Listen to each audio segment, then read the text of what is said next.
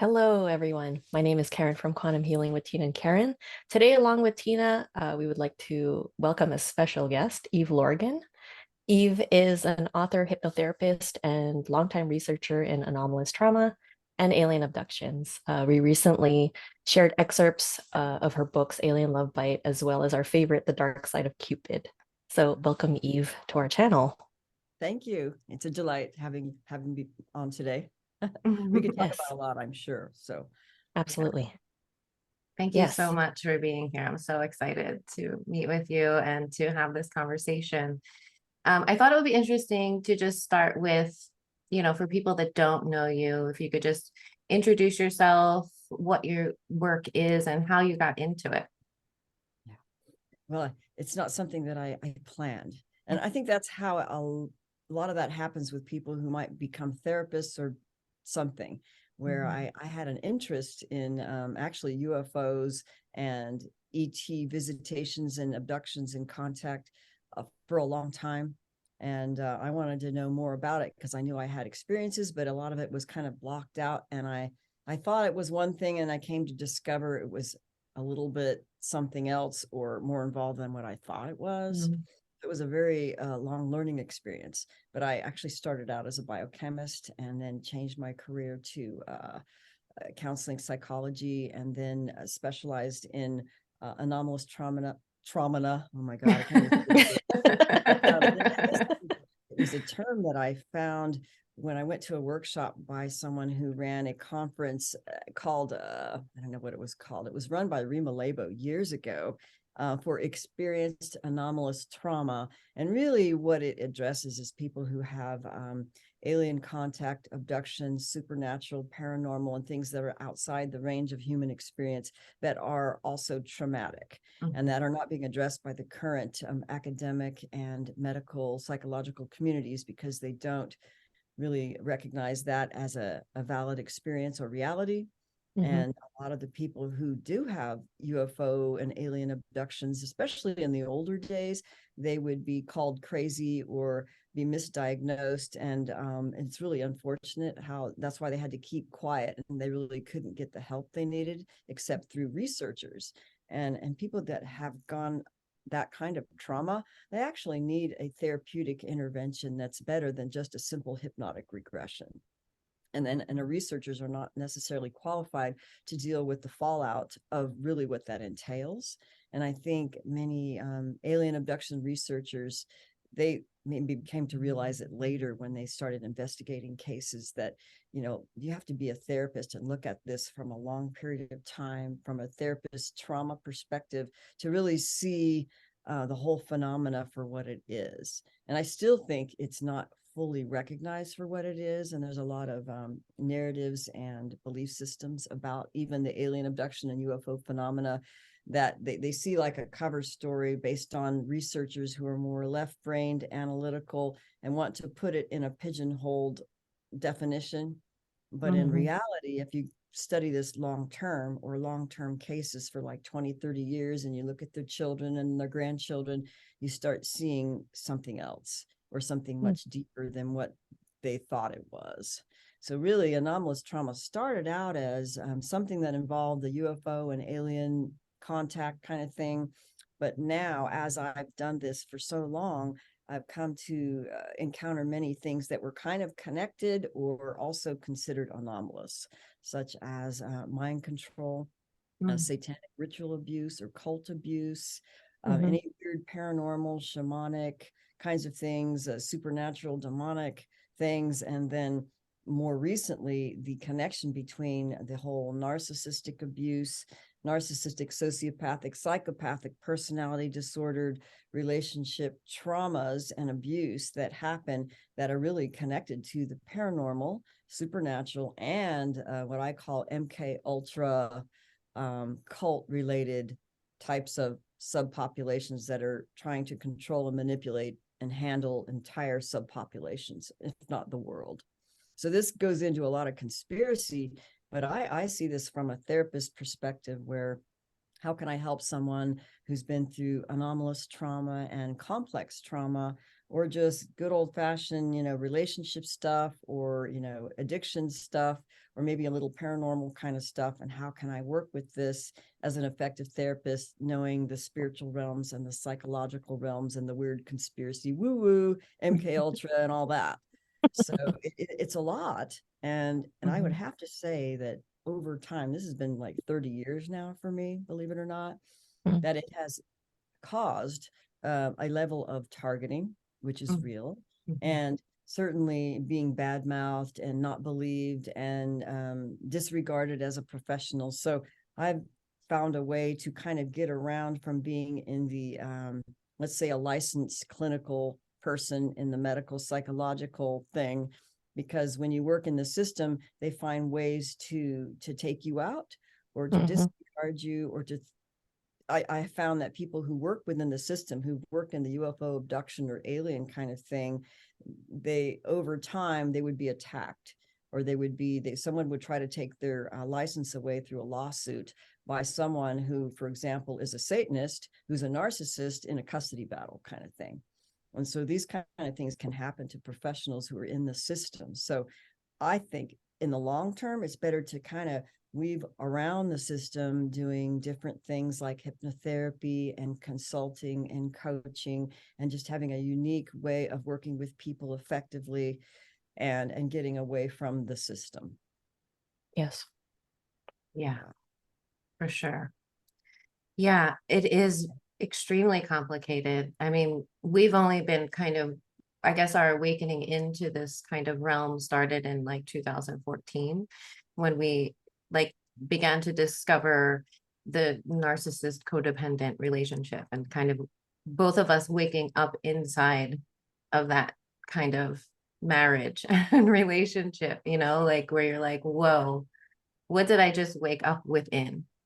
And then going on that journey and beginning to see the spiritual connections, like a lot of people will talk about the eyes turning black and the face turning, and it, like, they turn into a different person, and you can see when those energies are taking them over to work through them, almost like they're an open portal for that entity or that energy to come through and affect you.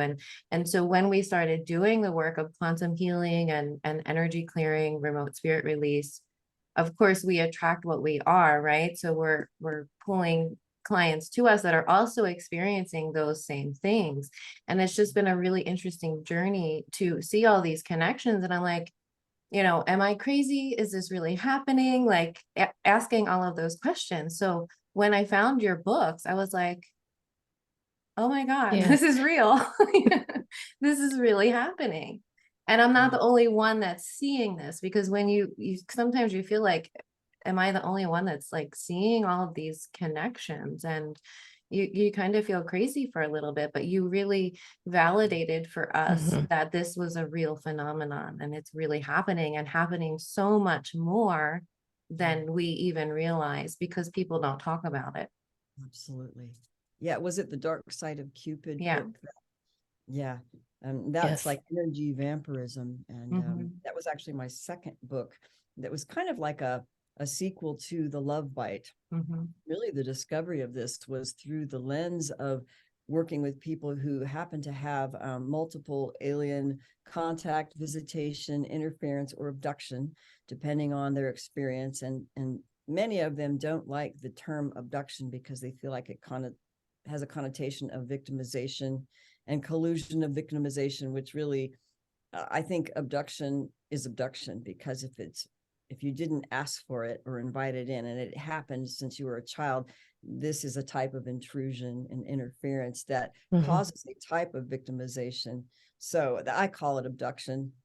But anyway, I guess I found out about all the unusual things that seem to indicate, especially really more clearly in the Alien Love Bite book, where there was case histories of people who, at least one of the partners had multiple alien visitations or abductions, or they were in one of these military abduction kind of programs that might be connected to MK Ultra, which I believe many of them are, that have that alien component where they're taken sometimes by aliens, and they'll have an alien handler, And the experience would be that they somehow have an awareness and memory of being set up and pre-bonded with someone, sometimes from childhood, multiple times before they meet in adulthood, another targeted partner. And then it turns into this dramatic love obsession that has a type of characteristic dramatic play out that is, in some ways, it's a lot like the narcissistic abuse cycle of the love bombing, devaluation, discard, but it has extra things involved that where there's an observation of some kind of third party entity orchestrating or, putting this together or interfering in some way. So there are characteristics of that. And that's why I wrote that book, where it could show that there was definitely an observation, sometimes multiple witnesses there, where there was a UFO abduction or a contact or something happened where there was definitely aliens involved in some kind of weird program. But as I worked with people over the years, and many didn't remember if they had alien stuff in their life, but they had what they just call a love bite, right? I call it a love bite or an alien love bite, depending on if they think there's aliens. And I think that there's more that is not remembered in these experiences, where there really is a type of what I call a third party entity interference that's compelling the dynamic of an orchestrated relationship that seems to be a loose feeding operation, which would be like an energy vampirism kind of thing that happens, but it's as if there's a third party entity hosting or kind of manipulating one or both people, so that they have this high drama thing that really doesn't work out in the long run, but it can be very like a soulmate kind of thing, with a very strong emotions and supernatural even things like telepathic connections that you've never had before, or paranormal things happening while you're in that relationship that didn't happen before, or only happened, when you're thinking of that partner. And so there are signs and symptoms that there seems to be something else going on than regular human psychology, if you ask me. Yeah, I totally agree with that. When you say pre-bonded, what does that actually mean? Well, this is what was discovered in the Love Bite book, where there were several case histories, some that were taken from other famous cases, like a Bud Hopkins case that was written in the book of the, what's her name?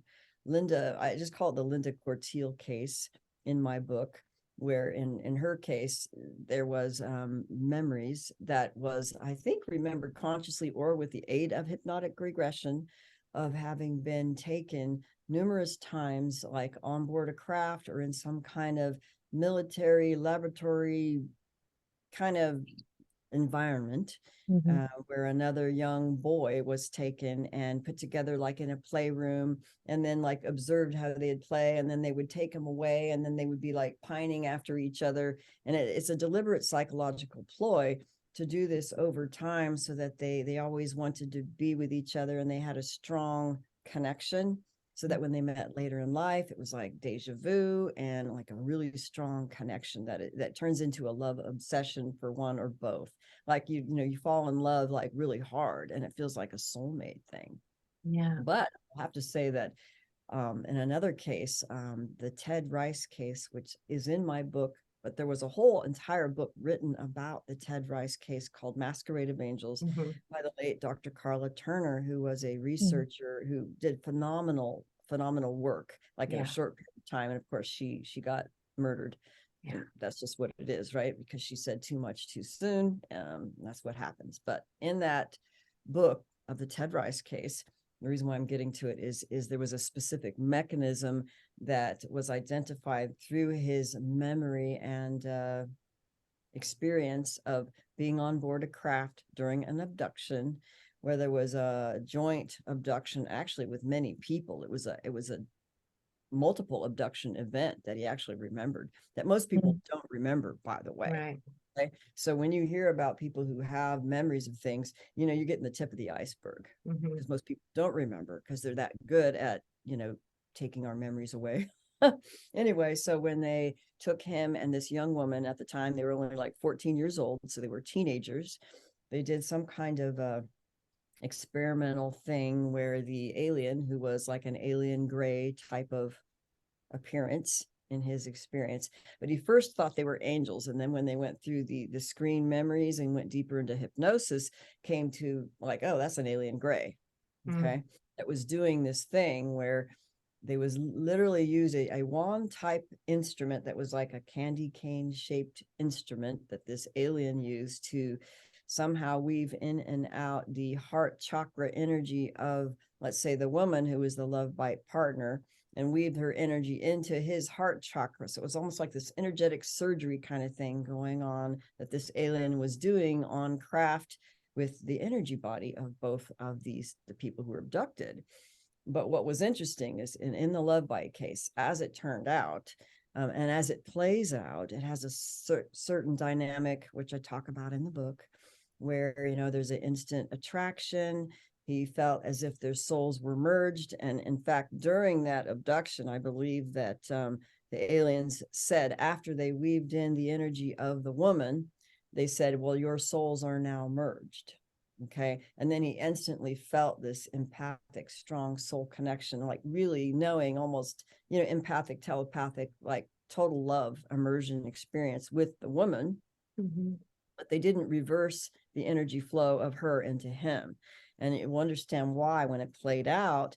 It was the classic dynamic of, he was in love with her, but she really wasn't in love with him. She kind of like, yeah, and was playing basically, she was not healthy. Okay. So she turned out to be an alcoholic and played him and didn't really have love for him in the same way. So it was like the unrequited love obsession dynamic as it played out. And it really hurt him over time. And he was in love with her for a very long time and even had a relationship, but it didn't work out because she was an alcoholic. Because it was unresolved trauma of the abductions. Plus, they didn't do the reverse of the immersion of the energy of him into her. So it was a one-sided love bite. Okay, this is what I would call a one-sided love bite. And so it plays out like one person's totally in love with the other, and sometimes it works in the beginning, and then the other one's like switched off psychically because they really don't feel the same connection, and it leaves the other person pining away in unrequited love. Okay, so that's the dynamic of the alien love bite that happens. And sometimes during that drama, because there's a lot of emotional energy, right? So that's a big loose feed, you know what I mean? Yeah. So I during bet. drama of the love obsession, usually when it's run by aliens or these vampiristic entities, then their entrance and intrusion in their lives in the astral dreamscape or whatever is magnified. They may have more encounters during the drama of the love obsession, or they may do more experimentations on these people because it's like the aliens want to experiment on us because they want to, I think they want to harvest energy, our life force and our emotions, but there's also a component of maybe some kind of genetic study or manipulation to see what works and what doesn't, and different experiments on other levels, which is actually quite abusive and harmful from our perspective. Yeah. And that I think is true, that there are experiments that were done. And so if you read The Love Bite, you will find there's cases of a woman who had a love bite connection with a man who was in the FBI, and he was actually sent in to neutralize her. So divisions within the FBI that are kind of like X-File, right? Or fringe division, where they know, obviously they knew she was a classic abductee, but they knew she was a hybrid. Okay, even then, way back in whatever years it was, it might have been in the 90s or the early 2000s, they already knew who's a hybrid. All right. And so she was doing a lot of research, which when someone does too much research and finds out too much, they want to shut them down and they want to neutralize them. So they send in an agent to neutralize them. This happens all the time in intelligence agencies and the spooky weird shit. Yeah. Anyway, so it turned out that he was an abductee too, right? And this what happens with a lot of alphabet soup agency family people, like they're closet abductees, and then they're just engineered to go inside these alphabet soup agencies to be manipulated to do the jobs. Right. So this, when you find out this, when you're a therapist and you find out all the deeper underpinnings of like who's manipulating and handling who. So long Wow. story short, in that case, That's a fun puzzle. oh my, I mean, it's like what a conspiracy theorist like fun Dream. Dream, Yeah. yeah. Lots of red string. So I wanted to make a point with that case, and I think I called it the Mia Adams case of Jordan, Mia and the FBI agent named Jordan. It's in the Love Bite.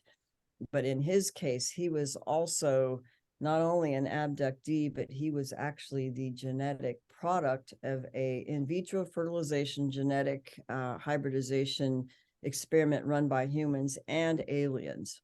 Okay. Oh. And so they were actually experimenting on him, unbeknownst to him, until he figured all this stuff out and just like decided to send her a coded letter to expose everything that was happening on all these other deeper levels. So it was a very unusual thing where he was, I guess, what you'd call the mitochondrial son of the woman who was the abductee.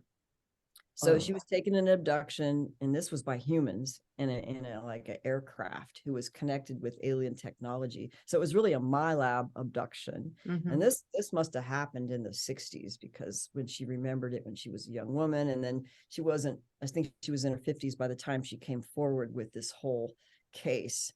Mhm. But so they apparently took an ovum from her, like Mhm. they often do in some of these medical things. And then from the ovum, they took out the nuclear DNA of the ovum, because the egg has the nuclear DNA of the mother. Every cell has like a nucleus that has the nuclear DNA, right? Mhm. So they remove the nuclear DNA and then use the egg to insert DNA from two other parents in an in vitro fertilization of the egg that belonged to the woman who was the abductee, so that the child, who would be the product of this fertilized egg that was put into another woman who had the baby, has three parents and has Wow. the Wow. the mother and the father whose DNA was inserted into the ovum, plus the mitochondrial DNA of the original mother who donated the egg, who was an abductee, who was a hybrid. Oh my God. Okay, so this is like talking about the experiments going on. What But a twist. yeah, but what they wanted to study, and what he claimed, the FBI agent, based on what he was told by his higher ups who knew all this weird alien shit was going on, right?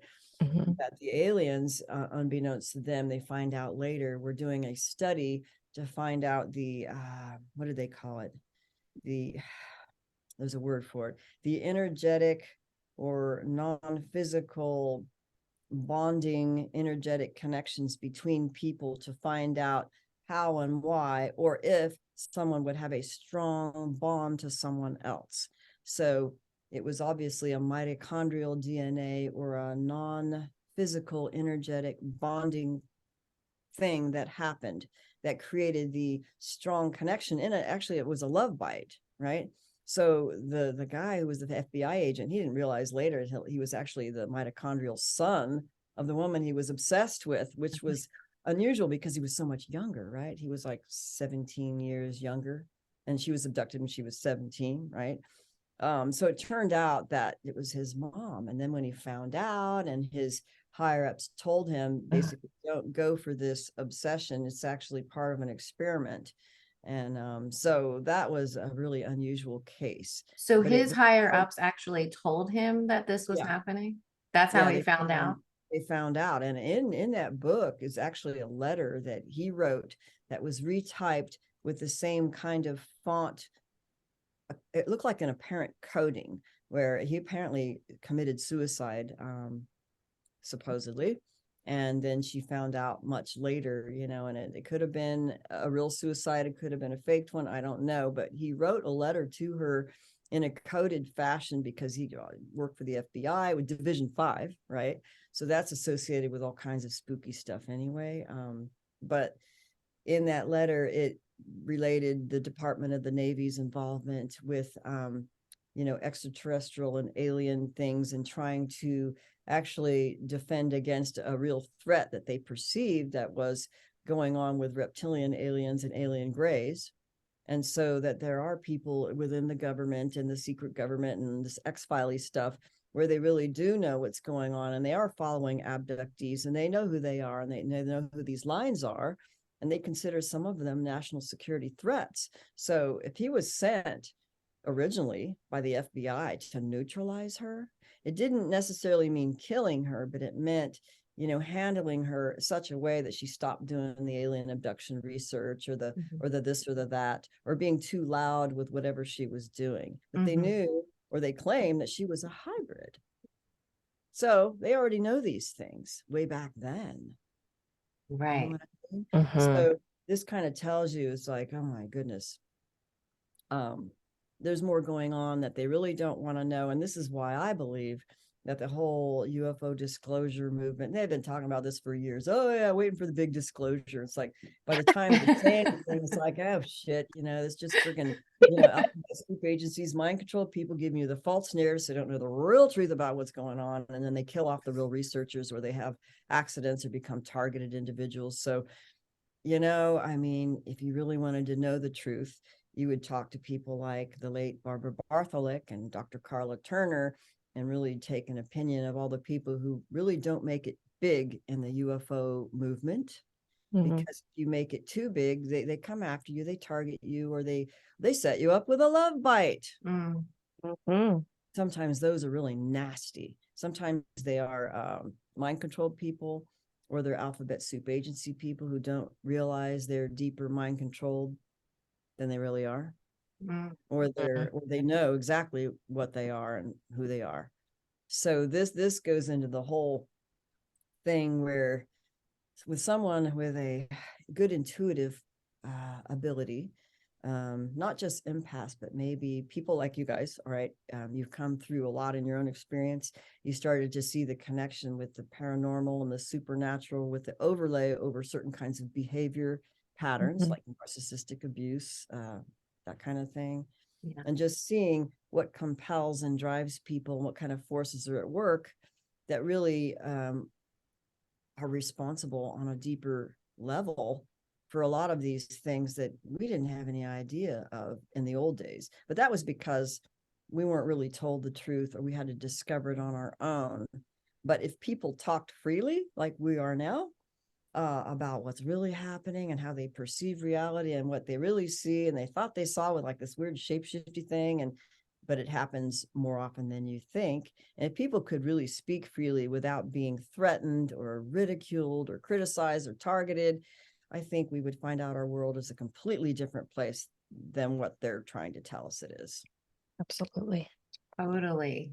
Totally different. Way different. Oh my God. Sometimes I feel like Karen and I live in a different reality from everyone else because of the things that we see every day, and working with clients. And it's so out there for even people to even consider, like normies to even begin to consider those things. Even just the narcissistic abuse relationships, like people just can't even grasp that alone, let alone going into all the different layers of those things, and the paranormal and the supernatural and the spiritual aspects of that. Yeah, it's wild. It's like a huge inception. Yeah, it's interesting because I got my master's in like it was 1992. It was a long time ago, but even then, like I grew up, my family was, alcoholic. So it was a classic adult child of an alcoholic. And so I learned about codependency, and we learned about it from like the old days. It was like, well, there's the alcoholic and the co-alcoholic, who was kind of like the enabler, and the alcoholic would have a certain personality style of abuse, but it really wasn't defined as clearly about like the narcissistic abuse and the codependent. Like I didn't really get that until like the 2008-9, when Sam Backman really started coming out with his material. And then there was like narcissistic abuse things popping up all over the place, with a whole new deepened awareness of what narcissistic abuse really is and what codependency really is. And I'm just kind of surprised that I didn't find out until much later the whole underbelly of what it is. And I suppose I experienced it myself in my own family of origin and my own ex-marriage. which is unfortunate, because if you come from a family system and you don't really get the recovery you need because you don't really understand the fullness of what it really is until after the fact. And I will have to say that there's so much more about narcissistic abuse that really wasn't well known or really talked about in early circles of psychology. And I really think it's because of the evil nature of what's really behind that, and who basically people trying to hide it because they're trying to control and handle through a lot of really evil, normalized high places of power that work within cult groups. And a lot of times it comes with cult abuse. Like you'll have like a cult leader, for example, and then you come to find out that, oh, they're like a classic narcissist, but you got the extra quote reptilian entity or whatever dark spiritual powers that's just hijacking on top of that personality style, which is a classic open door for entities. And so then you get a lot of abuse, but within spiritual circles and even New Age circles or religious circles or Freemason circles or you name it. So there's this whole other area that I would think that people in high places of power who are using black magic and mind control, they don't want that known. So they're going to poo-poo those people who find SRA, for example, or MPD, or, you know, classic cult abuse dynamics within alphabet soup agency people who are running the show, and they're from satanic ritual abuse families, you know? They don't want that known. They don't want that known. Right. So make you look crazy if you talk about it, but I don't care at this point. We love it. I know. No, it's interesting that you talk about the black magic that's probably on top of that, suppressing it, you know, because they don't want it to come out. Yeah, it's interesting that like there was kind of like an explosion of narcissistic abuse awareness in those years. It started coming out more and more and more and more. I was surprised too that I didn't know about it. You know, I was a nurse, I minored in psychology, was always really interested in psychology. And here I find myself in a relationship for 20 years being narcissistically abused and having no idea that it's happening. Yeah, and I find it absolutely amazing. I mean, I had something similar. I had like a 23-year marriage, and I didn't know even, and I was a therapist. I got a master's degree in counseling psychology, but I think that it just tells you the level of injury that happens when you are in the midst of a narcissist or a family of origin where you go from one to the next. You know, there's a thing about, because we have not been taught the nature of what we're really dealing with, and it's the nature of predators, it's the nature of narcissists. So we end up getting gaslit to think, oh, it's all our fault, it's all our own trauma, you know, it can't be them, it is them, right? but yeah, it's like if you're codependent and you fall into that, but you get, it's almost like you get mind controlled and you lose more and more of your energy and your awareness and confusion, and you're so beaten down with confusion, and it's like being spun around, spin the donkey, you're blind and you're thrown in the ocean, you don't know up from down, and you don't even know who you are anymore. And then you realize only later, and the only way to recover, in my view now, and it sounds like a blaming thing, but if you were on the codependent end, who's, let's say, the nice person who enabled a narcissist, you can't get well until you realize the full nature of what a narcissist is and how they behave, to recognize the energy signature of what they are and what they do to anyone. Because if you don't know, you won't know yourself, and you won't know when you're caught into the trap, because they take away your very awareness of, well, what reality is, because we weren't taught. We weren't taught to know, okay, well, this is how predators act. This is what they do. And this is what will happen if you get involved with them. So you will recognize it when it happens. But we weren't taught this. And this begs the question, because I'm a conspiracy theory, right? Like, why didn't they tell us? Why didn't they warn us? Why didn't a lot of these spiritual traditions, tell us what we're dealing with, and who's running those systems of belief, and who's enabling who for these predators to continue doing what they're doing? Oh my God, yes. You know? Yeah, that was a huge thing for me too, is having to awaken to the darkness without any guidance at all. Because in the spiritual community, what did they tell you? You know, well, if you believe that, it's true. You know, you're creating that, you're making that up, and all of those kind of invalidating things that they say, the beliefs that they're holding. And it was kind of like waking up again from that kind of gaslighting in the spiritual community, you Yes. know, to say, no, I know my Uh, reality now. I'm beginning to trust myself more. And I'm seeing that this is real, that, yeah, we may create our own reality in a way, but we also live in a consciously co created reality that's already existing. And these things are really happening to people. You can't deny that anymore. Like, it's very obvious.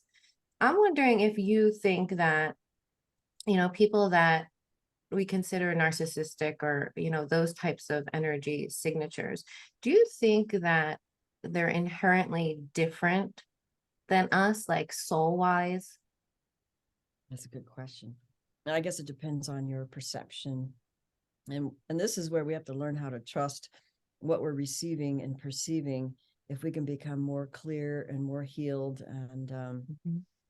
I mean, I've talked to many people who are very perceptive.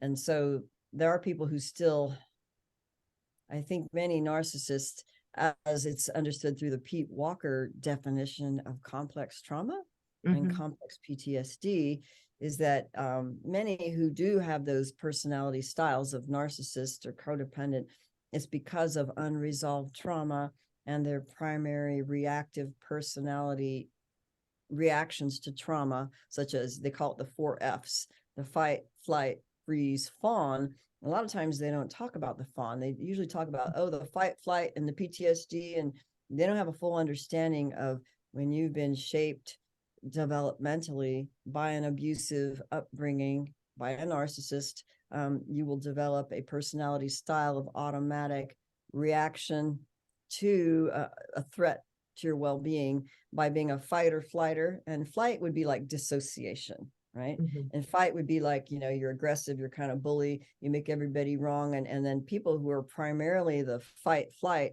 will have more of a narcissistic personality style.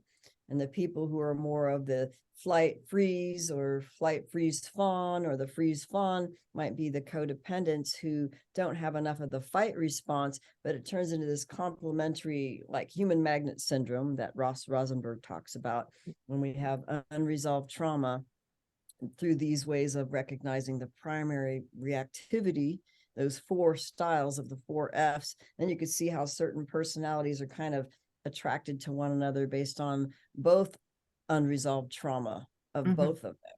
Mhm. So that you could understand just through the human psychology reaction to trauma and unresolved trauma, you're going to see that the narcissist, or the fight flight, um, and they're not likely to get well or recognize that they have a problem, because Mhm. they're so busy projecting and having this superior mask of self-identity, making everybody else wrong or worse or less than, that they're not likely to get therapy unless they're dragged in by a partner, and then they just manipulate because that's what they do. So if Right. they're successful at being a good manipulator and a good abuser, well, they're not going to change. And so they get more easily hosted, right? Mhm. Because what they do Mhm. is harm people. And so that attracts more negative energy. So they're the ones who are dangerous. So a lot of times people see, oh, well, they've got an entity, and it comes over, you know, their eyes can turn black, and that you could just see it when they change, you know? Mhm. So it may not mean they're, quote, soulless or different, but I've had people say to me that they think that this person's just like an empty container, and all they are is like this entity, and there's like something not natural in there. Mhm. So I just think you have to, I don't want to be calling people soulless, you know, although Mhm. that has been observed, and people think, you know, I think there's some soulless people running around who are just like a bunch of what RPC or open portals, who are like programs who are like not aware. And I don't want to make that judgment on people. All I know is that if someone truly wants to recover from their trauma, they have to take a look at what is their reactive style to trauma, what are their triggers, and how could they apply the antidote of, let's say, the fight, flight, freeze, fawn, so that they can become more balanced. And if they really care about not hurting other people, then they probably have a soul. Yeah. Some people who don't, and they don't want to, and they want to abuse, and some of them who know exactly what they are. And those are the dangerous ones. Mm-hmm. Some of them are like literally possessed. Yeah. Okay. And they're bad. Yeah. Oh, Yeah. I bet. What we've seen with a lot of people too in our work is that there's a core self, but that core self gets pushed to the back as these entities take over more and more and more. There's like the influence of the entity grows over time to where it becomes almost, it pushes the core self to the back so much that that entity is mostly present in the front. Yeah. And then that soul begins to degrade. Oh, wow. Yeah.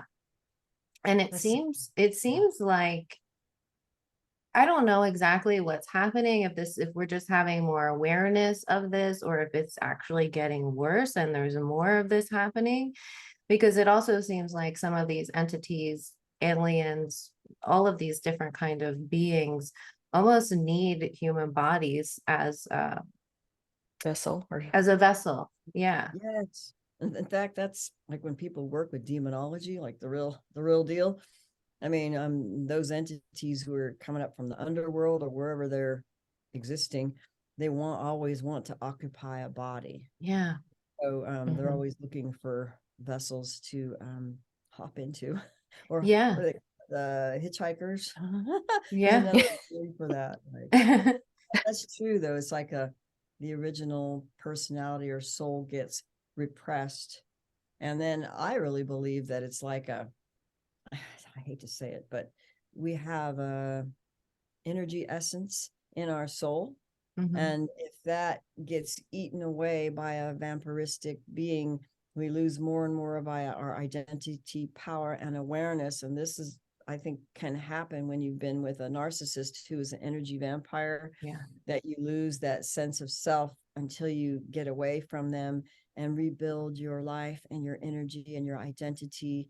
And I really, we have to know who we are and like strengthen that connection of internal who we are really.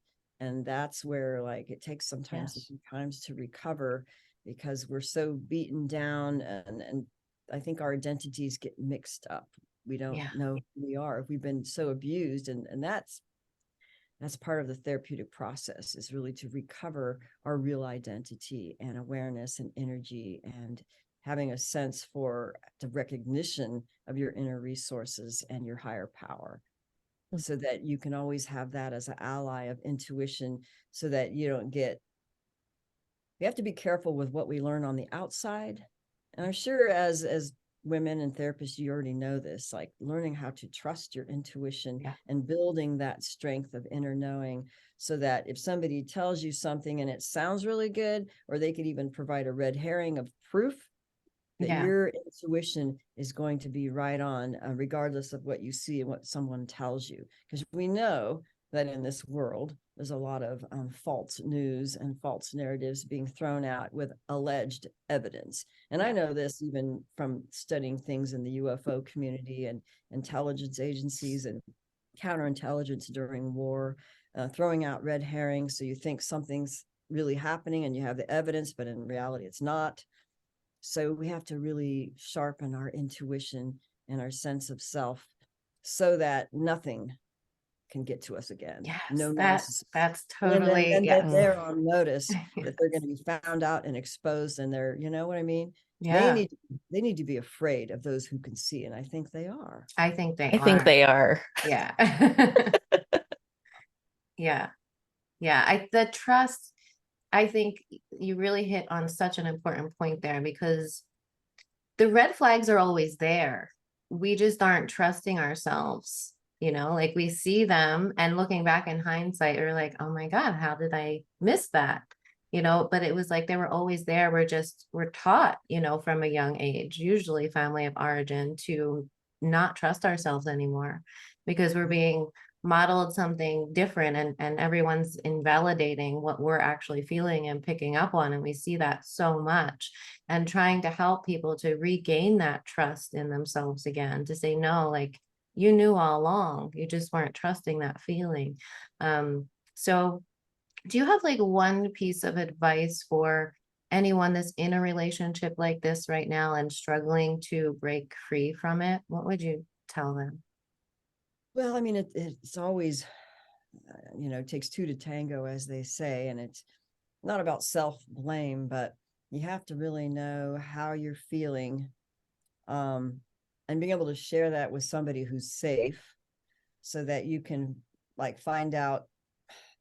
Sometimes you have to find out if you're being triggered in an oversensitive way to, let's say, perceive that it's all someone else's shit or all their fault. And we need to know the difference between a genuine feeling that is true perception, versus like an over triggered kind of oversensitive thing because of an unresolved issue. And is it really what the other person is doing, in terms of like a classic gaslight, narcissist, abuser, somebody who's really not dealing with their shit and trying to make you the wrong one and basically abusing you? Yeah. And I think a lot of the times too, with people who are not very aware on that level of functioning, like emotional intelligence and awareness, you can pick up something, for example, as a sensitive person, where you're like, yeah, I'm kind of picking up that, you're kind of off today and you were snapping at the kids or this or that. And, I've been sensing you pulling away or this or that, like a sense of something. And you'll be like, are you mad at me? Like they're acting mean and snappy. Like, no, I'm not mad at you. Nothing's wrong. And be like, and then, so do you believe them or do you believe you? Yeah. And so with somebody who's gaslit, they'll be like, oh, I guess it's me. And then, no, they're really an asshole. You know what I mean? And they're lying about it because they're so unself-aware, or they don't give a shit. So it's where you have to really learn to trust your intuition, regardless of what they say, because I could tell you that a narcissist or somebody who's just really unaware on those emotional functioning levels, they won't even know. So they think they're telling the truth. And you say, Right. yeah, I'm kind of feeling this and you did that. Are you really okay? Are you feeling upset about this or that? Oh no, everything's fine. But they have no idea of their self-awareness of what they're doing, because they're so out of touch with themselves. Yeah. And a lot of times they'll project what they're feeling onto you and make it about you. We see Oh my that God, yes. happening a lot too. Yeah. That Because happens a they're lot. so unaware of what they're actually feeling, that they project it onto you, and it must be you, and then you internalize it and be like, yeah, it must be me. There's something wrong with me. Yeah, and then like you end up being in the garbage dump for the narcissist or the person who's not dealing with their shit and Yeah. thinks they're Yeah. wonderful. Oh God, kids, though, kids always like reflect, what's going on between the parents unconsciously. They'll reflect that, and gosh, just learning how to trust yourself. But I would say that if somebody really wants to recover and they're going through this and they're living with somebody who's difficult, you have to find a safe place inside yourself or with others, so that you could express yourself freely and, reflect with somebody who's wise, that could help you kind of sort things out and recover your balance and your sense of self that is true, based on someone who isn't invested in, making that person an enemy or whatever. Right. I think that we really need support and reflection, and that, with narcissists, they try to isolate you so that you don't have your family support or your friends or a therapy circle. And they try to isolate you so that you don't have that reflective ability to get back into balance with your own perceptions, because they don't want you.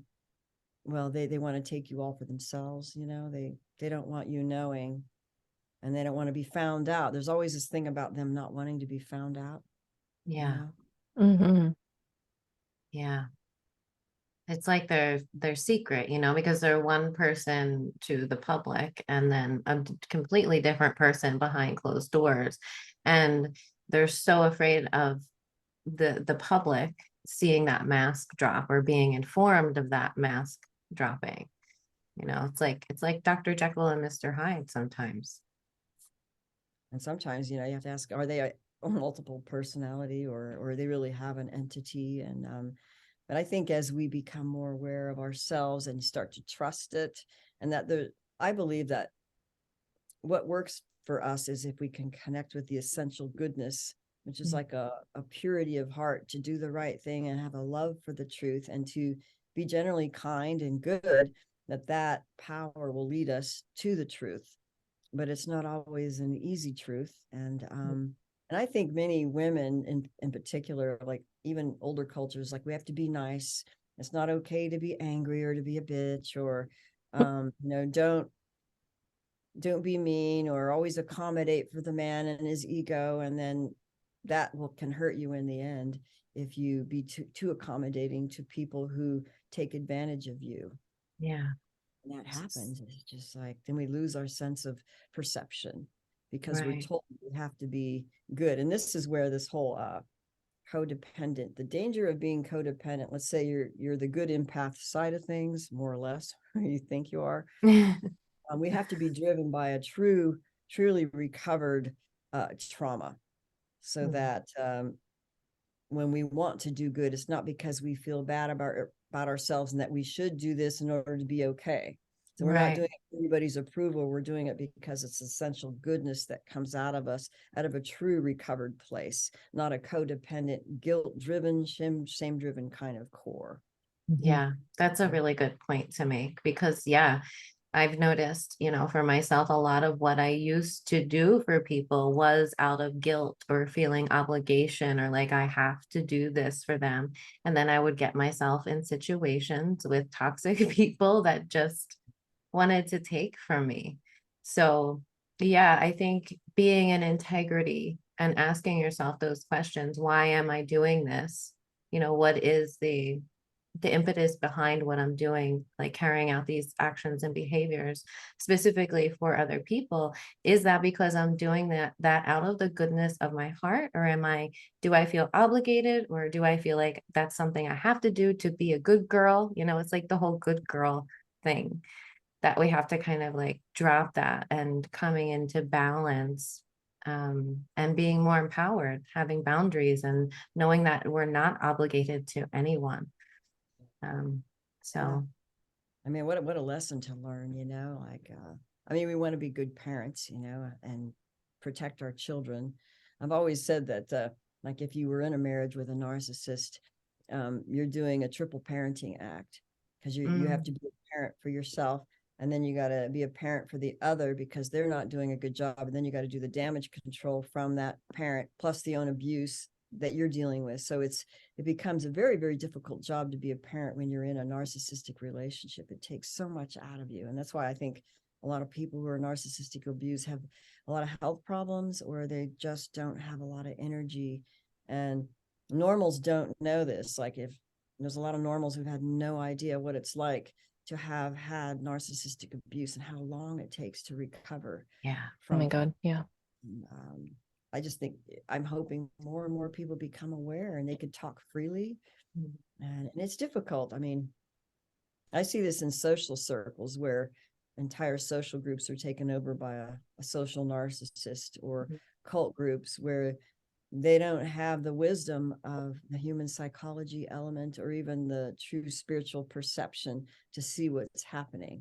And that's where people need to step in and take charge, who really do have that kind of perception and ability, because then you'll just run into the same problems, right, over and over again. And here we go again, right? yeah, because it's everywhere. It's literally everywhere.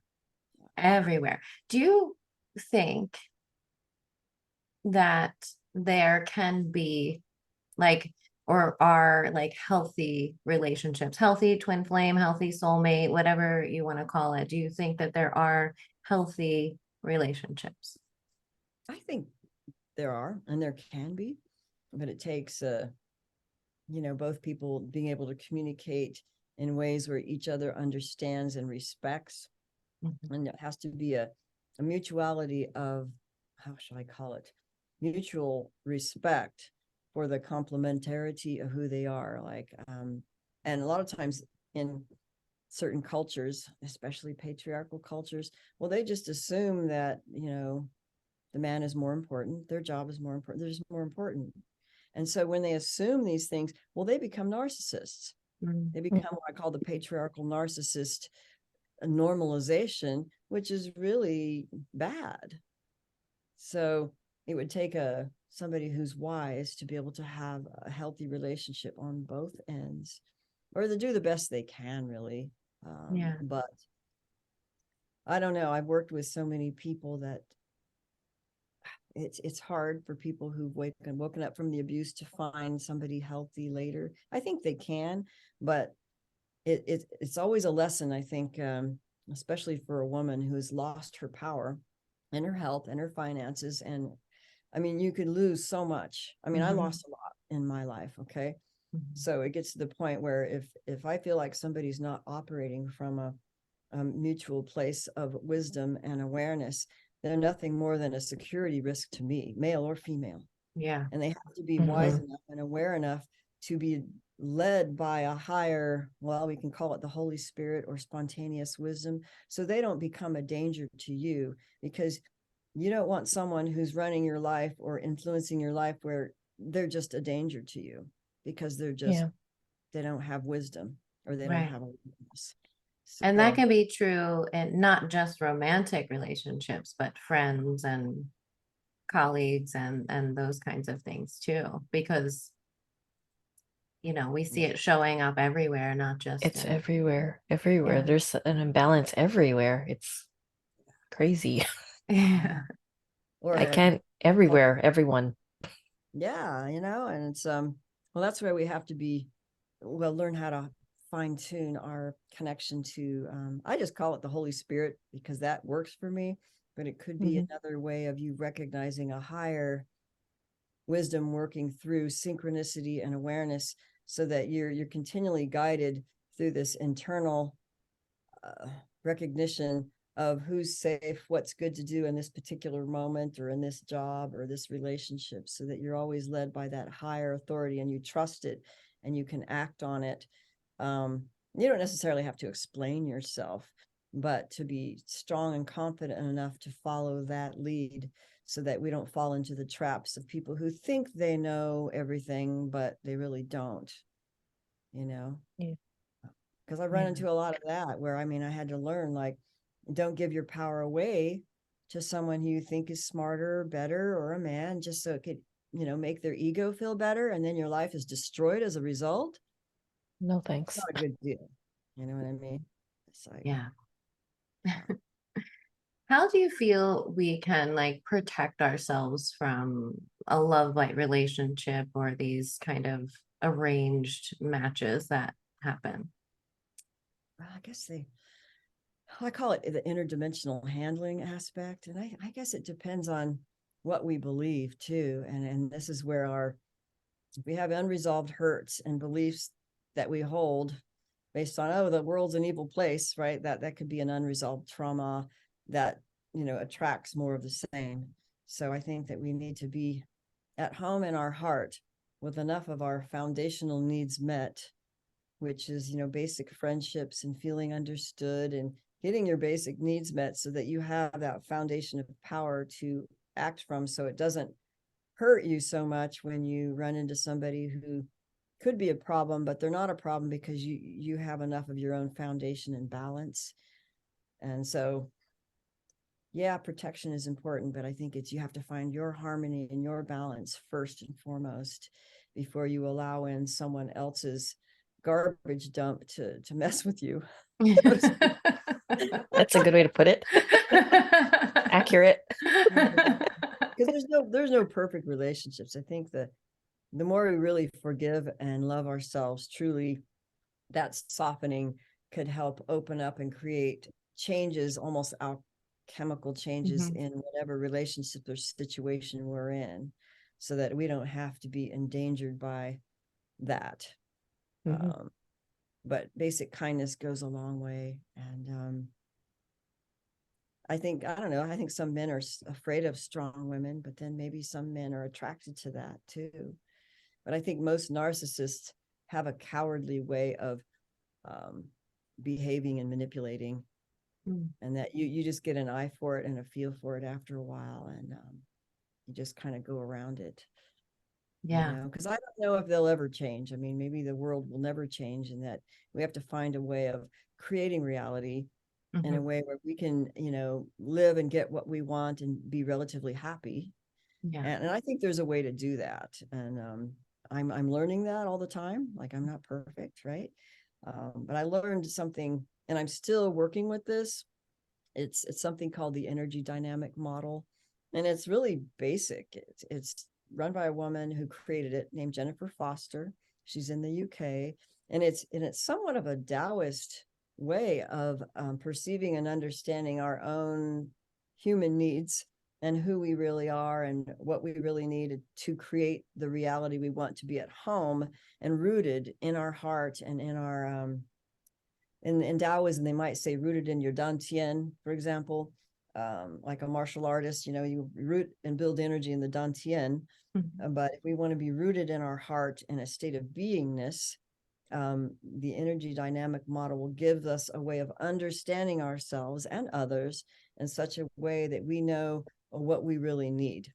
And sometimes we really don't know what we need, but when we can understand ourselves in a way that is true, as opposed to maybe some mental model that they tell us in classic psychology, then we can learn how to build what I call this foundational energy of, she calls it the animal power needs, which is like really, really basic. But there's this whole human element on top of it, which would be, expressing ourselves, feeling like we have belonging and meaning in the world, and being understood for who we really are without trying to be something we're not. And being confident, because all that stuck grief and that stuck trauma no longer has to be stuck in our body and in our emotional body, that you find a way to release it through recognition of what that feels like when it needs to come out naturally. And so in her model, we build the animal power needs, like loving kindness, physical and emotional safety, and basically good physical health. But it's like this loving kindness in a kind and humble way in the world of a type of caring for and being cared for, caring and being cared for, that builds this magical kind of foundational energy that then you can jump to the next level of starting to be able to more naturally be who you are in a contented way, and express yourself and find your place in the world and in relationships, being okay with this sense of beingness. So in the Western culture, I'm sure, you might have noticed this even with, observing people in the world. In the Western culture, we're very mental and individualistic.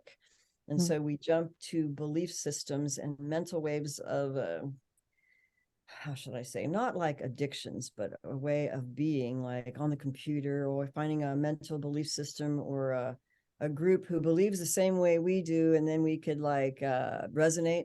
Yeah. But in reality, it's not about necessarily what we believe or how we are on a mental level. It's who we are in beingness that builds our power and builds a harmonious way of creating life. So, and this is a whole different way of being. If we've, let's say, grew up being all in our head, or the way that we, like for me, I'll just say, I grew up in a lot of trauma. So I became like an academic geek and a gymnast, and I was like really, really smart and got a bunch of degrees, right? So I'd be like overly analytical and like try to figure all this shit out and be like a bookworm. And that was how I escaped like the bad feelings inside, because it wasn't safe to be who I am in my heart, in my being. Yeah. So I had to get out of, jumping into a mental way of living and an overly geeky geek. I'm a woman geek. Me too, Yeah. Eve.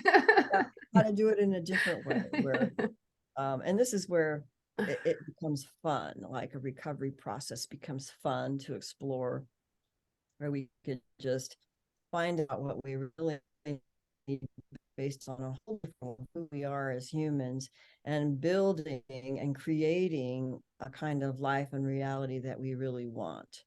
And so I believe there's definitely ways to get through this and to be content and happy for who we are, and accepting ourselves without trying to be like Superwoman. Like, I think in the Western culture, it's like we're expected to be Superwomen. Okay.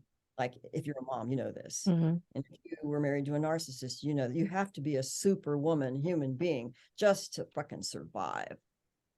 You know? Yeah. Yeah. Yeah. Oh yeah. Well, that Especially with a, what do you call it? What was the term what Uh, man for child? yeah, especially with a man child and who lives at home with the mother and I share custody. So my question is how do you co-parent having because it's 50-50. So when they're in my home, it's like I have to undo a lot of what was done at the home, the coddling, the relationship, the because it's like the relationship between mother and son was replaced, like you had mentioned in your interview, because of the lack of emotional connection with the husband. yes. So now but her son loathes her, hates her. So now she's moved her emotional relationship to my son. Oh no. So Fuck. it's kind of like she's got two boyfriends at home. Else to Uh-huh. put that, I don't know how else. Like Yeah. it's a really weird dynamic because her husband is actually sick, so he's in a home. So Oh, it's them at home, and my daughter's there too. wow. Yeah, well, I wasn't the perfect parent. Like when I look back, my son's, an adult now. And all I know is that as long as they know that you love them and you want their well-being and to have a good life and always try to show the love and understanding to them without babying them. Like I think as a mom, we tend to like baby our kids or baby our sons, where sometimes like a son really needs a mature father figure or mentor to teach him how to be a man, in Hmm. a way where it's not the abusive, neglective narcissist who might be the real father. And so they Right. really do need, I think, a positive male mentor, father figure to replace what they never really got. Where do you And get that? yeah, well, I had to find that like even going through my own therapeutic process.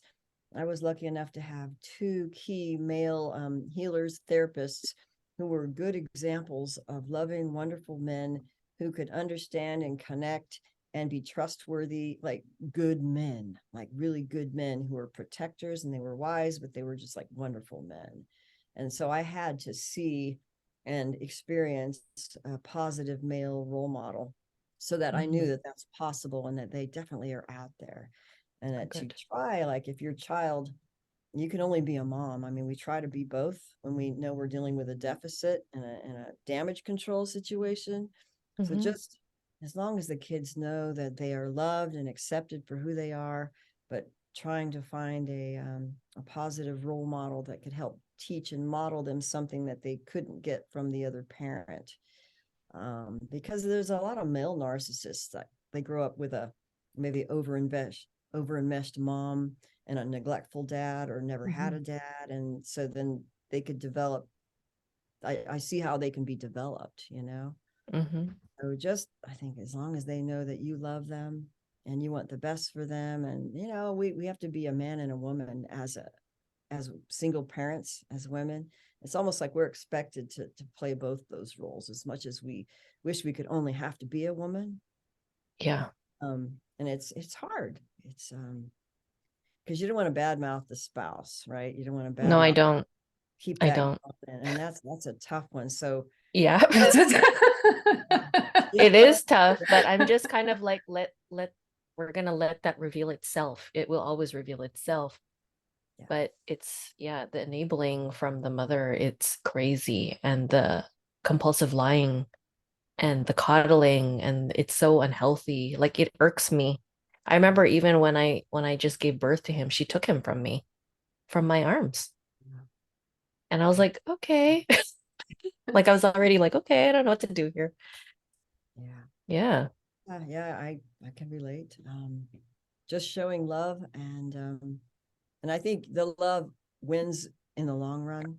Yeah. I think the consistency Yeah. of it. Yeah. Yeah. And if they Um, could tell the truth, it's kind of like we need a safe environment where we can tell the truth for what we're experiencing. And I think the kids need that too. Yeah. They yes. need to know that um, like a model of what's healthy in a group dynamic. And I think that group dynamics are very helpful for people. I think sometimes more than individual therapy, that when you can get with a group of mutual support and reflection, that actually helps you grow faster and heal faster, because it's a social thing that really means a lot in life. Like, and that's where actually narcissists, I have to say, here I go again, but in a social situation in a group, like if you try to drag a narcissist into like marriage counseling, usually, you know, found out sometimes they trick the therapist, and then they make you crazy because you're always in this reactive mode Yeah. because you're do the dirty Yeah, work. so you'll look like the problem. Basically, you're being contaminated by like nasty radioactivity, you know. Mhm. But if you can be in a group process where a facilitator can recognize these patterns, then you can create the dynamic you need for not only your healing, but for like a narcissist needs to be socially, what shall I say, within a group, maybe in a safe way. They need to be shown for how their behavior affects people by more than one or two witnesses, because they're used to gaslighting whoever they can, or gaslighting the therapist, gaslighting the spouse. But if you get enough people together who like they know their game, then reflect upon that within a group environment to get them to at least know that this is how their behavior affects people, and this does need to change. And if they're not willing to change it, then they need to know that we know, and then other people know, and they could figure it out, and they've lost their mask. And I think groups are really important for healing. And most narcissists want to run from a group unless they can be in control of it and manipulate Right. some. So that's how you Yeah. can kind of feel them out sometimes. Like they won't want to do group therapy, or they won't want to go to counseling, and they'll want to control the group or be the head of the group, but they'll never like self-disclose, you know. Yeah. Yeah. Yeah. It has to be safe though. We want people to feel safe in a group where they can self-disclose without being like viciously attacked. So I Right. think groups are really good ways of healing that could happen more quickly than individual therapy, depending Yeah. on where the person's at, you know. Yeah, Yeah. definitely. Yeah. I think it's important too for the narcissists that want to heal, that are open to that, to be able to hold space for them without the judgment and the anger and all of those things. There are few out there that do want to heal. I mean, even people that have experienced like CPTSD and start to take on those narcissistic traits, like Karen, for instance, she just did a series of videos about healing her own narcissistic traits in relation to her children and things like that. So I do think it's possible, depending where you are on that scale, and with enough, it's always about self-awareness, right? If you can be aware enough of your behaviors, where they're coming from, and then actually want to take the action steps to heal them, then I think we need to be open to people that want to take those steps. Yeah. Yeah. But you're right about like people, maybe they noticed they'd had some narcissistic qualities. Like a lot of people who have had addictions, ongoing addictions, and they want to get into recovery. But, you know, most people can't get well if they're going to be constantly bombarded and blamed and, you know, railed in at, they're going to run. So they need a safe place to Yeah. just see things for what they are. And compassion is always good, but it's kind of like the tough love thing you hear. Sometimes they need to have that tough love thing, but in a Yeah. safe, like that's why I think groups, like a safe facilitated environment, so that those things can be managed with somebody who's wise, that doesn't want to hurt them or insult them. Right. Because, you know, Yeah. we don't have enough safety, I think, in the Right. world. You know, we Right. don't feel like it's okay to tell the truth, because if we told the truth, they'd think we were crazy, right? You know, I noticed with my ex, the lying was always because he felt like he was going to get in trouble. Like if he told the truth, he was going to be in trouble. So it was like that little boy inside that just was so scared, and not having that safety to be like, just tell me the truth. It's not the end of the world. I'm not gonna kill you or punch you or like, but that that fear is so intense and that lack of safety is so intense. I think really that's what it comes down to in this world, is the lack of safety and why everyone's so messed up. Yeah, Mhm. I agree. It's like the safety, emotional safety is huge. And that's like one of the fundamental, I call animal power needs. It's like, your physical health, emotional and physical safety, and what I call the loving care. Mm, So we have to have enough of that to really start becoming more authentic and having actually more power in our life to have more of what we want. But, the love is so, it feels like it's breadcrumbed, like definitely breadcrumbs. So getting what you need is the biggest hurdle, I think, post 2020 with what's going on in the world. And this is, I believe, a deliberate attempt to knock our power foundational human needs so that those who want to control human population and loose feeder, whatever they're doing, they'll take away that social construct. So that's why it's important to know what we need and still be able to get that safely and not Yes. allow some narrative, which is really red herring bullshit, to try to control and take away what you really need. Because that's our power. Our power is in our relationships and our safety and our ability to freely express without condemnation of ending up out on the streets or being targeted or being killed. That's happening in the world. We can't even state our opinion, even if it's scientifically true. Right. And we don't even need to go there, right? No, Finding your safe, your safe circle is probably the most valuable thing anyone can have. yeah, I agree. beautiful. Yeah. Well, one last question I have for you, Eve, came from someone in our YouTube comments, and they asked about trauma and what you feel about trauma playing a role in waking people up. Oh, like trauma can serve a purpose Yeah. of awakening. That actually happens. I mean, a lot of people refer to it. Oh, and my awakening process with a narcissist, Yeah. and what woke them up. So who's to say, how we got lucid? And it could always use the analogy of a lucid dream that is like a repetitive nightmare. And then you use that repetitive nightmare as okay, I know I'm going to dream about this enough that I'm going to get lucid in the next dream I have or the next nightmare. And then you go into your higher power where you can connect with the subconscious, you can connect with your spirit, you can get a whole new overview and then confront the demons or actually create a whole different reality by being lucid in the dream. So we could apply that to waking life too. And this is why I actually do dream work now with people who've had trauma, so that we could really tap into a deeper power inside to create change, more rapid change, if we could reach that. Because I think people are waking up from a lot of misery and suffering.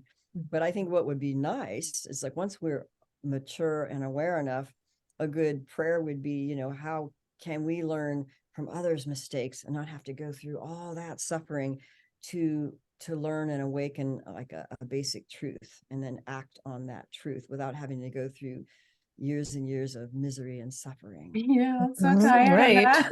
I So just want to tired. wish No. that on anybody. Is like, I lost my youth. Yeah. I lost my dreams. I lost a lot being with a narcissist, and that's a tough lesson to learn. But I tell you, that's one that will never be repeated in any other lifetime, in any other existence, in any other realm. In my experience, Yeah. once you get through it, you get through it. And but I wouldn't use the awakening thing to justify the continued, let's say, relationship with a narcissist that you think is your twin flame kind of thing. Right. I would never do that to justify, simply because I'm kind of going on a rant, but I've seen, let's say, cult leaders or narcissists or people who are hosted use that as a justifier to continue abusing and controlling someone in the name of being their shaman Yeah. or Oh, their God, yeah. spiritual guru, and it turns out to be a friggin' sorcerer from hell. Yeah. So Yeah. this is where we have to really use our discernment. It's like, well, I don't need to be abused anymore. Thank you very much, but I'm done with this. I'm going to move on to the next thing. And thank you very much. But bye. No, I had to put that in there. Yeah. That was great. Perfect way to end. I sound like a mean bitch, but you know what? No, you don't. No, but we got I to be think straight sometimes.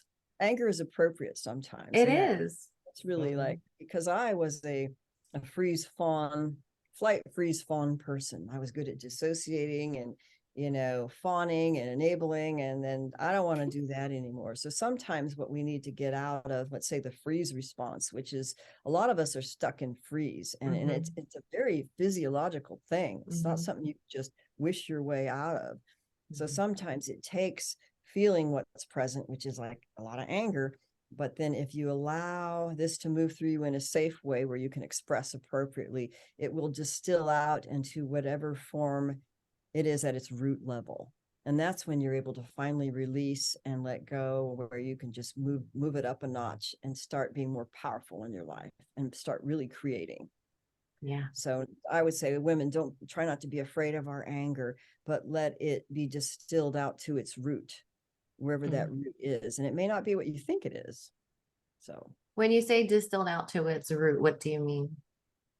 well, this is something I learned. I intuited it from personal experience, but also with what Jennifer Foster teaches in her energy dynamic model. And it's basically all the icky feelings we have inside from friggin' trauma, and it's a whole range, right? But ultimately, it's like dirty water in our energy body, let's say, and that when we can release that dirty water that's gunking us up, it can come up as anger or fear or this or that, but it will be distilled to what I believe is grief and loss. Yeah. And sadness, so that Yeah. when it comes up to be released naturally, by the way, we will recognize it for what it is and not think, oh my God, I need to go on an antidepressant or something bad is going to happen, because you feel it maybe like a trigger, but it will take care of itself as it releases out of you, like shock waves or like dirty water. We're just, emptying it out, and then we're refilling with the light. Yeah. And then you become lighter and lighter and more rooted in a contentedness. But I think grief is the ultimate, like grief and despairing loss. And Actually, abandonment too, we found. yeah. Yeah. Yeah. Terrible. It's not a good feeling. Yeah. So it's almost like as a therapist, we need to create the safety net. Yeah. So that when these things happen, they're ready to release them. And I think people won't release these things until they're ready and they have what they need to do it. Yeah. So Yeah. Yeah. And that's what we tell people too, like in our sessions, you're only going to get what you're ready for, like what you're ready to release. Because a lot of our work is focused right now around those traumas and releasing those from the energy body. And people are only going to release what they're able to hold in the moment, and it's a constant process. It's not like one session and done. It's something you're going to have to keep going back to and allowing for that release, because we could just carry so much of that gunk in our energy system. But the amazing thing is, when you do feel that release of the trauma from your system, you can actually feel your life force filling in those spaces where that junk was. Like people might feel like tingling sensations. They begin to feel their life force running through them again. So yeah, it's a beautiful process to be in. And yeah. It's good to be able to do that, for other people as well. And it's sometimes it's just a little at a time. And it's, I think people may want to do, people want to do like a magic quick fix. Oh, and yeah. that doesn't necessarily happen. I wish. Yeah. Well, thank you so much, Eve. There was so much great information there to share with everyone. We really appreciate you being with us today. Any final thoughts before we go? Well, I could show you my books, because I would get them from me personally as an author. Okay. And Dark Side of Cupid, you can get from me, and you might still be able to find this in used books. And then the Love Bite, you can also get through me. And this one's also available on Kindle, so you can get it on Kindle through Amazon, and then you can get it through me directly, hard copy. And this one's actually highly valued because it's out of print. So go directly to me, and I will give 10% less than whatever the value is, like on Amazon or some of these used booksellers. So it's just that I don't like dealing with Amazon anymore with a hard copy. So I just do things myself. Okay. Good for you. So are they for sale on your website, or how can people get them? Yes, even though I need to fix my website so that when you want to look for books, just email me in my contact form on my website at evelorgen.com, and then just put in a message that you'd like to get a book, and then I'm happy to do that. So I know I do great. things the old-fashioned way, but I found that it's better to get it from the real author and publisher Yeah. than people Yes. who are like charging $900 for my book. Oh my God. Yeah, and I should be getting the money, so not Amazon. Yeah, you definitely deserve that money for all One other the. thing I would mention before I go is I will probably be doing another group. I do groups online through Zoom, and I'll probably be starting another one in January for like an introductory anomalous trauma. And then I've been doing a dream group, which is really fun. And like if somebody's interested in that, you can always email me, because that's a good place to do dreams, and healing is fantastic too. So that's what I've been doing. Yeah. Online, of course it's online, but hey, everybody's doing anything on Zoom now. So Yeah, it works. Okay, so you're starting a group in January for anomalous trauma. Is the dream group like ongoing, or how does someone sign up for that?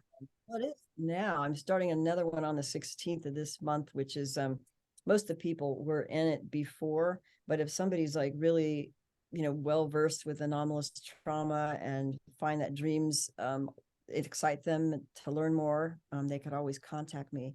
So but sometimes people get triggered, so I have to be careful like how I state things. And I've had people who are not ready to hear some of these things, and they get too triggered, right? So Yeah. I have to be careful. Sometimes I just go off and say all kinds of stuff, and then it's like it trigger the hell out of people. You have to have your disclaimers. Right. So I'll talk at whatever level they're willing to explore, but it's sometimes triggering does happen, but it's good to have an awareness of that, because we know that leads us to answers. Yeah. So, Yes. Yeah, for sure. Those triggers are messengers, right? Yeah. anyway, thank you for being a good listening ear and being able to speak freely, Yes. Yeah. Yeah, this was great. Thank you so much. Just hang on for a minute. I'm going to end the video and then we'll chat for a second after. Okay. Anything you want to say before we go, Karen? No, just thank you so much for being here. It's really informative. It's like having a longtime celebrity, like, yay, like finally someone we've been following who gets it. Oh, I have a Telegram group also. So I do have an Alien Love Bite on Facebook, but I don't go on much for social media. And then also a Telegram group where I will post things. So I like Telegram because it's a way of getting around some of the other censorship issues, which is a reality. So I just wanted to throw that out there. I do have a small Telegram group and a Lucid Dream group as well. So Your Telegram group is called Alien Love Bite, right? yeah, it is. Yeah, I'm in that group. Oh, okay, good. Okay. And you said you had a dream group on there too? Yeah, and it's actually a group for the people who have done dreams, and they really go into deep detail on the MyLabby stuff and the weird stuff and the archetypes, and it's really fun actually. So it's a smaller one, but that's where we work with dreams, and we've already know each other, so we can kind of post all kinds of cool stuff. Okay. Can anyone join that, or is that just for your dream people? It's basically for people who've already done a group with me, and they like to go step it up a notch with all kinds of neat conversation that could be totally triggering to other people. So Yeah. there it goes, right? Okay, cool. All right. Well, thank you so much, Eve. And thanks to everyone for watching today. We appreciate you and we send you all our love. Thanks so much. Thank you.